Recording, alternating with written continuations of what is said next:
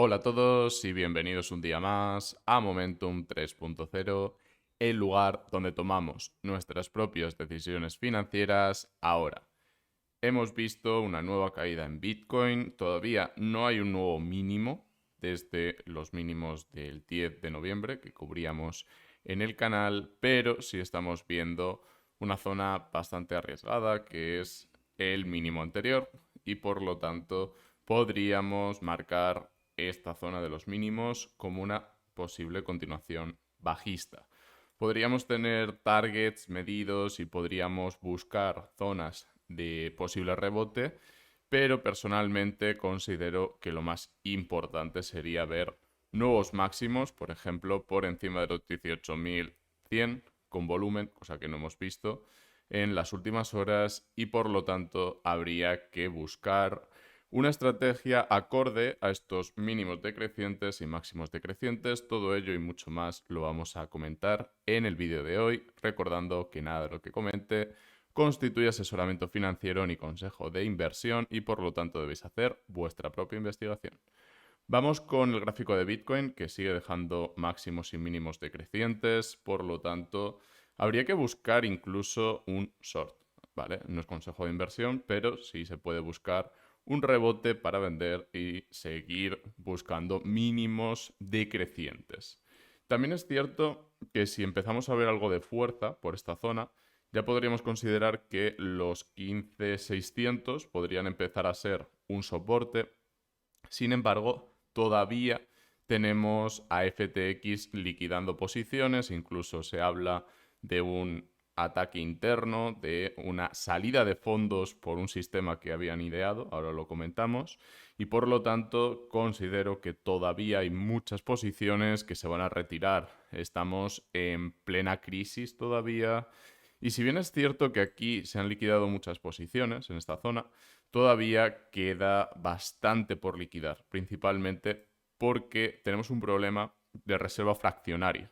Al igual que sucede en los bancos, en el entorno cripto estamos viendo una crisis del tipo no me fío de las reservas de este exchange, por lo tanto retiro mi dinero. Como he comentado en Twitter y como he comentado aquí, yo retiré todo mi capital de FTX, tampoco tenía mucho, pero sí que funcionaba muy bien como exchange para mover capital rápidamente, es decir, para hacer retiros, para entrar con fiat o salir de fiat o hacia fiat.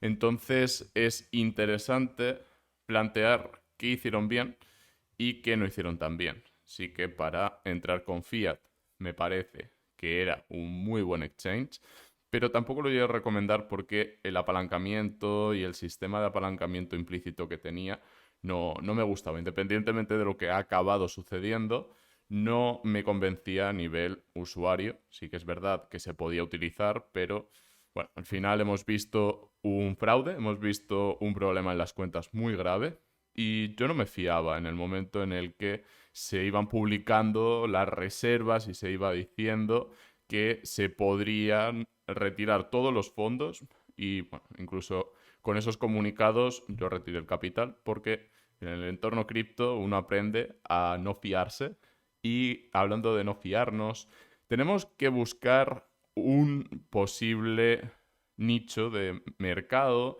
que pudiera ser atacado o directamente un activo que podría ser atacado.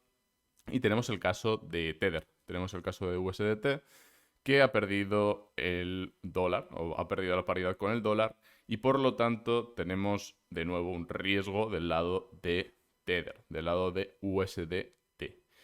Y también es cierto que hemos visto estas situaciones en el pasado, de hecho a lo largo del último año hemos visto caídas todavía más fuertes y que tardará un tiempo en recuperar la paridad, pero es un riesgo que hay que tener en cuenta. Sigo teniendo algo de USDT, pero mi plan es seguir pendiente. Mi plan es seguir liquidando posiciones de USDT porque considero que es un riesgo. Ahora bien, hay gente que compra el dip y que considera que volverá a la paridad. Personalmente, estoy mucho más interesado en liquidar posiciones para estar más tranquilo que en hacer este tipo de trades, aunque también son muy legítimos. Continuamos con XRP, que como comentaba hace unos días, tenía aquí una divergencia bajista, sobre todo en una hora, y actualmente sigue con esta sucesión de máximos decrecientes y mínimos decrecientes. También es cierto que entran muy rápido los toros por esta zona, pero tampoco vemos fuerza alcista. En el momento en el que viéramos fuerza alcista, ya podríamos hablar de un suelo, de un soporte. De momento no. De momento hemos visto mucho rechazo en la zona que comentaba hace unos días y por lo tanto habría que tener paciencia antes de comprar. También es cierto que se puede ir buscando una zona más baja cada vez, pero considero que no es la mejor estrategia en estos momentos, ya que la caída ha sido muy fuerte, con mucho momentum, y por lo tanto sería una cuestión de buscar un poquito de fuerza, considerando que este sea el primer impulso, el primer retroceso, y por lo tanto pueda haber un cambio de tendencia. Ya se están comunicando los sponsors con FTX para romper los acuerdos y uno de los primeros acuerdos que se ha roto ha sido con la Fórmula 1. Considero que este ha sido uno de los grandes errores de FTX, querer gastar en publicidad más de lo que estaban produciendo y además ser muy agresivos en ello.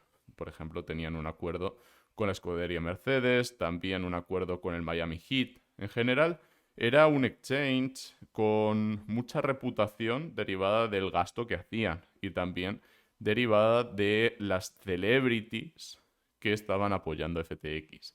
Por lo tanto, la lección en este caso es no fiarse de las celebrities, no fiarse de los grandes fondos y porque haya un apoyo de grandes fondos no implica que ese exchange o esa plataforma o esa empresa, ese protocolo vaya a ser el protocolo más exitoso. Muchas veces lo mejor acaba siendo aquello que va construyéndose poco a poco y con solidez. Por ejemplo, es el caso de Bitcoin y también considero que es el caso de XRP. Si nos vamos a CryptoPanic, de nuevo vemos bastantes alertas. Vemos alertas en cuanto al caso de Ripple contra la SEC y simplemente deciros que son casos muy diferentes. Es cierto que es una victoria para la SEC y que se va a utilizar contra Ripple y además están recibiendo apoyo de otras empresas, la parte de la SEC, y por lo tanto sí que es cierto que la SEC se está fortaleciendo en los últimos días, pero sigo considerando que la posición de Ripple es mucho más fuerte. Pero bueno, vamos a ir comentándolo según vaya habiendo novedades. Por último, parece que conocen la identidad del hacker porque fue a Kraken y retiró TRX para poder mover el capital. ¿Por qué cometieron este error y por qué consideran muchos que ha sido un ataque interno? Porque prácticamente ha habido una serie de errores, una serie de eventos que delatarían o habrían delatado al que robó los fondos o al que hizo un rug pull, que es básicamente retirar la trampilla y que el reo se ahorque. Entonces, en este caso, vemos cómo se están atacando ellos mismos, en principio, supuestamente, y por lo tanto sí que estaríamos hablando de un exit scam, porque cuando los fondos se empiezan a retirar, por ejemplo, por Bahamas, porque los ciudadanos de Bahamas tienen la obligación y el derecho de tener los fondos con mayor liquidez y con una serie de restricciones, ahí es donde entran las sospechas y en estos momentos hay muchas sospechas en torno a FTX y también en torno al paradero de Sam Bankman-Fried, que se supone que estaba viajando o a Argentina o a Paraguay. Así que vamos a tener culebrón para rato. Os recomiendo estar suscritos porque vamos a ir tratando estos temas y también recomendación personal, recomendación de inversión incluso. Retirad los fondos a una cold wallet, a una wallet fría o a una wallet caliente, pero siempre con las claves bajo vuestro control o bajo vuestra custodia. A menos que tengáis que hacer un gasto. Si tenéis que gastar los fondos o si tenéis que retirar los fondos, mi recomendación sigue siendo utilizar un sistema con una validación de identidad y, por ejemplo, utilizar un fintech, una fintech que también os permita mover los fondos más rápido, aunque también podéis utilizar vuestro banco. Si utilizáis vuestro banco, hay restricciones a mover desde un exchange directamente. Tened cuidado porque pueden saltar algunos avisos y si es una cantidad grande, se suele recomendar avisar al banco antes de realizar esos movimientos. Y también os animo a tener vuestro propio dinero bajo vuestro control y tenéis muchos vídeos en el canal en los cuales comento todo esto. Nada más por mi parte y también os recuerdo que no ha sido en ningún caso ni recomendación de compra ni recomendación de venta. Sí que es verdad que esto último ha sido una recomendación de inversión para protegeros vosotros y considero que cualquier regulador diría lo mismo y dirá lo mismo cuando entiendan mejor cómo funciona el entorno cripto. Por lo tanto, vamos a centrarnos también en proteger nuestro dinero, nuestro capital, ya sea en monedas estables, ya sea en euros, ya sea en cripto.